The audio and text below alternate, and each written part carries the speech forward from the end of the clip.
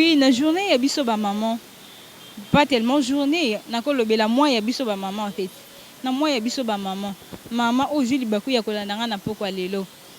Pose d'abord la question, il y a voisine na yo, bien moi na mupanzi na yo. Combien de fois dans 7 mois ici, elle a déjà mis une pagne? Il a déjà mis une pagne. Pourquoi je posais cette question? Parce que ba maman mingi balingaka ko se faire valoriser seulement na moi de la femme. Na moi moi de la femme, exacte que moi na kaka na moi de la femme, ko kopesa biso occasion ya kolata liputa. Kolata liputa ezate ke kaka tozelaka moi de la femme ou bien journée de la femme pour tolataka liputa. Non, ce n'est pas ça. Tandis que nous sommes africaines, nous sommes plus précisément au Congo et te perdre comment dirais-je, te perdre cette sens là, te perdre culture na biso likolo ya ko envier, likolo ya ko luka ko adopter ba culture o eza ya biso te. Yango na kosenga na ba mama moko na moko epai wapi ozwami ozwi libaku ya kolandanga na poko lelo na émission na bino bizaleli ya mwasi. Bizaleli ya mwasi na bengi émission oyo bizaleli ya mwasi pamba te toza na moi de la femme. Moi oyo est concerné beaucoup plus la femme na donc le tika kana journée ya lelo to comme déjà na suka parce que demain est la journée internationale de la femme, journée dédiée à la femme. Maman ozwi libaku ya kolanda ngai, essayez d'abord de conseiller nos enfants, nos jeunes sœurs bandeko na ngai ya basi ipai wapi pe bozwami ozwi libaku ya kolanda émission oyo parce que elateli na biso na ces derniers temps, na 21e siècle, oh, et là, les a sous bien té. Et là, les a bien té. Pourquoi? Toligné quoi adopter beaucoup plus culture, oh, et ça, il y a bisoté. To perdre kolata, pour moi, si à la ti atiki zo tolibanda. Azo se faire voir, non? Azo tia na mutu na ye parce qu'elle a pensé na biso ya lelo. To koma ko kanisa que non, en côté quand zo tolibanda, yango wana et quoi attirer ba garçon envers nous et quoi attirer mibali envers nous. Bien sûr, et quoi attirer mibali envers nous. Mais pourquoi? Pour quel objectif? Là, on ne sait pas. Pour objectif, il y a kosakana na biso, asakani na yo, atiki yo pour encourager, c'est parce qu'il y a mon isoto na yo, il est excité et puis voilà, aligné asakana na yo, aligné alinga yo. Et à mona asakani na yo amoneke, oza sous important qui akotika yo akei na e. Atiki yo akei na e parce que on se valoriser te, on est kopé ça respect dans nzoto na ote. Parce qu'on dit souvent le respect dans ordonné commence par soi-même. Alors yo moko oyebi ko se respecter. Comment l'autre personne va te respecter? Alors yomoko oyebi ko se prendre en considération te. Comment mutumshu sako uta musika aya ko respecter ou non, ça ne se fait pas. Donc apprenez d'abord d'abord à comment se comporter, à comment s'habiller et se respecter soi-même.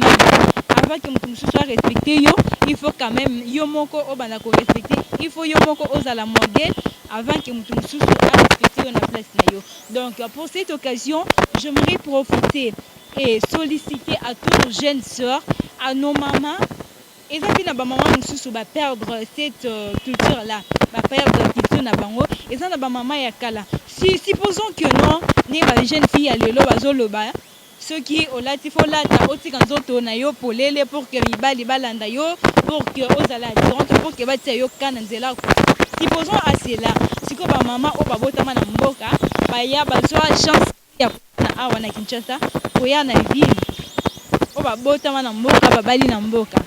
Comment est-ce que babala qui, comment est-ce que bazwa chance wana ya kobala?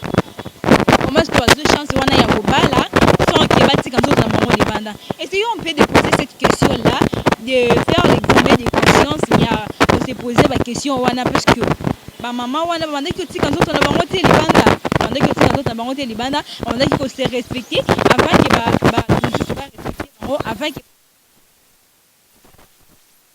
en fait c'est pour que mon bali abala yo ou pour que mon bali a se conduire vers yo exacté pour que otika nzoto na yo libanda, il faut mona yo mutakala, il faut mona yo ba tento libanda, je ne sais pas. Amona yo ba mipende libanda pour azala attirer envers toi. Ce qui m'ont aligné c'est par le respect en soi que muto a ko respecter yo. Ce qui oyebi ko te respecter, muto a ko respecter yo. En fait, tu sois respecter yo moko. Comment se respecter soi-même? il y a les lots. Par exemple, prenons les camps des là. R Ola Tikola. Ola et dessiné yon zoto nyonso, ba parti nyonso ya nzoto. Ozo kende kwa à cause de la paix mukolo ba. Bozo atsuke yo an. Oyebi ba semence nini akotikela yo. Oyebi te eloko nini papa na za nango akoya kotikela yo.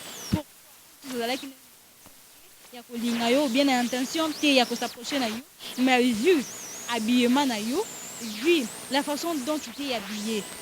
Yango papa na akozwa kilo akozwa audacité wana ya kobenga yo na savoir même bana o ya balabala, excusez-moi des termes les enfants de la rue akozwa courage wana ya kosakana na yo akobenga yo parce que toi-même tu ne sais pas comment te respecter, tu ne sais pas comment t'habiller. Et Rosola ta descendant, tu verras que même des grandes personnes vont te respecter. Pour que Moubaïla Lingayo ezate tellement otikanzoto polele, surtout à nos jeunes filles d'aujourd'hui, surtout à nos comment dirais-je, à mes jeunes sœurs d'aujourd'hui. En tout cas, ce sont d'abord la culture africaine, je ne sais pas, américaine, francophone ou je ne sais moi quoi. Mais tout le camino doit s'adopter, tout s'habituer à comportement en tant qu'africaine, en tant que congolaise. Tout l'andalolengenda qui sa yaba maman na biso ya kala.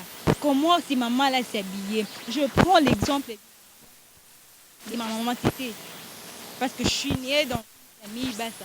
Cette maman Tété, elle nous a appris comment s'habiller, elle nous a appris comment se comporter dans la société.